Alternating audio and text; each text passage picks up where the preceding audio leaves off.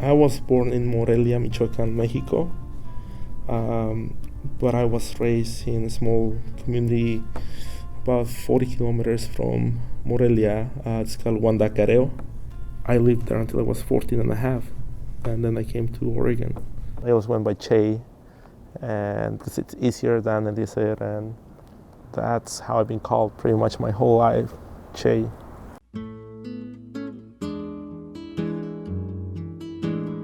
I don't know. I don't think I'm doing it just because my dad wasn't there. I just want to do it. Or maybe I'm doing it because my dad wasn't there, but I'm always there for my kids. So my wife, her name is Wendy, and my daughter's name is Luz Elena. We have always called her Luz Elena or Nena. She was named after my sister-in-law and after my wife's grandma. My son, his name is Francisco Eliezer, and we named him after my grandpa and Pope Francis.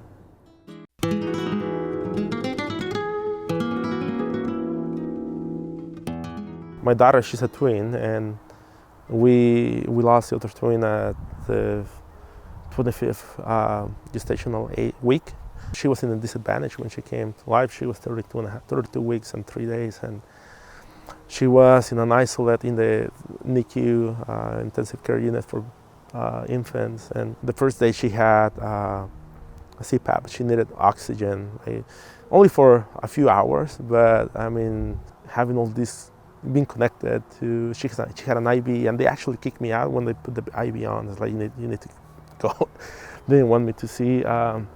Later on they removed the IV, and later on she started eating on her own because she had what do you call it, man? Like whatever the name is, but it's a feeding tube that goes through the nose. Like when she got more mobile, she will pull it off.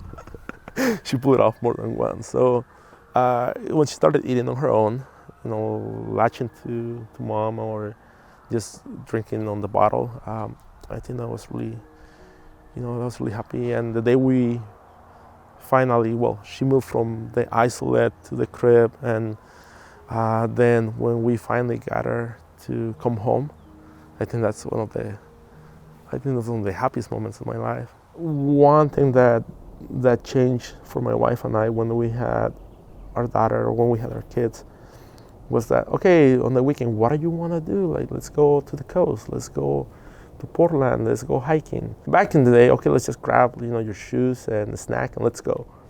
And when you have kids, you have to grab the stroller, the diapers, the powder, everything, the baby food, make sure that you don't forget it. So we're packing extra all the time.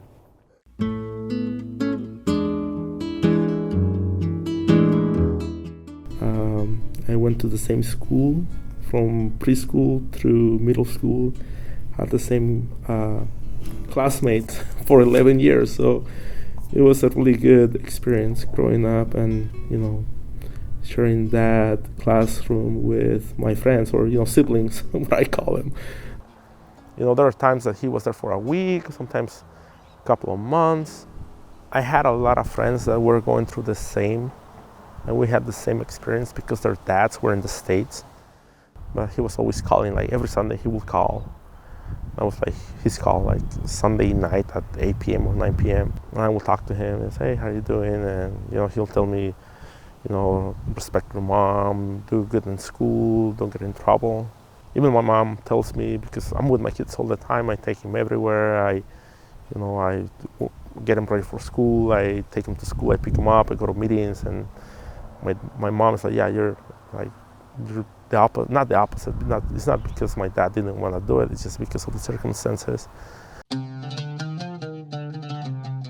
After many years of waiting, I finally got my passport with an immigration stamp saying that I could travel to the States.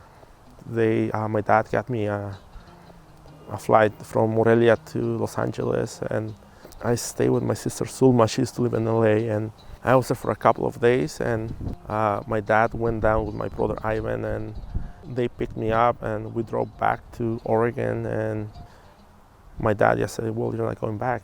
What do you mean I'm not going back? Like, I really want to go back to Mexico and study high school there. And He said, no, you're staying, and because we're moving. Actually, we're gonna like you're moving here with your mom.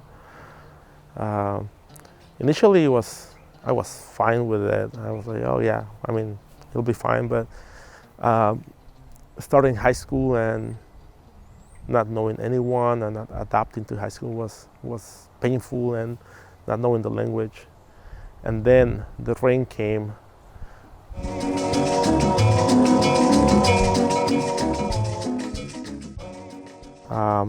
You know, when I graduated college, I was really, really happy and really proud. My family was super proud. They all came to my graduation, and we had a celebration like the next day, and invited family and friends. So it was something really, really a happy moment for my family. And you know, I always wanted to study, and I wanted to be an architect. So when I was in high school, I tried my best to get good grades, and and so that I could go to college.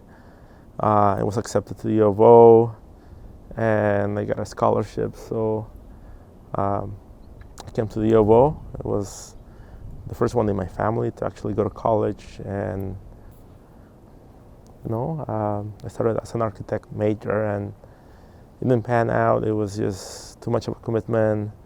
I was working and studying, and also the language was still a little bit of a barrier back then.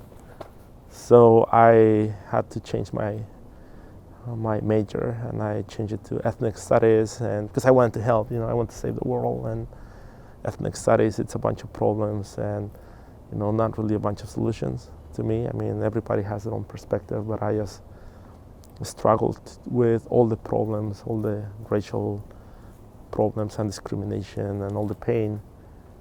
So I decided, I cannot do this anymore. So I changed majors again to sociology, and with a minor in business. Going to college was really, it's a moment that I really treasure. I have a lot of good memories from college, with friends and just the information that I learned. I wish I could go back and do it all over again. And now that I'm older and I'm, I guess, wiser and have the ability to use my own life experience to experience college again.